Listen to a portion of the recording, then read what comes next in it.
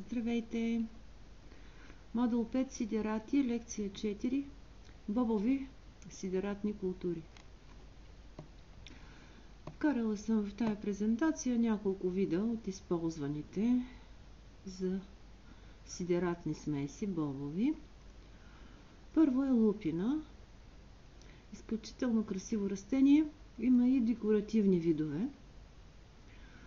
Малко обаче от нас знаят, поне аз доскоро не знаех, че тя е точно бобово, въпреки че то, верно, цветчетата си приличат точно на бобовите цветчета.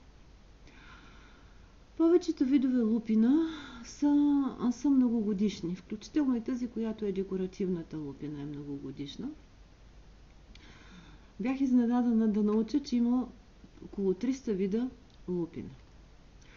Характерното за лупината е, че тя действително много бързо се развива, бързо растяща е, но освен това тя може да потисне сериозни плевели, като поветицата и щира. Много от нас знаят, които са се борили особено с плевели, че поветицата минава дори и през мулча. И голям процент от щира също.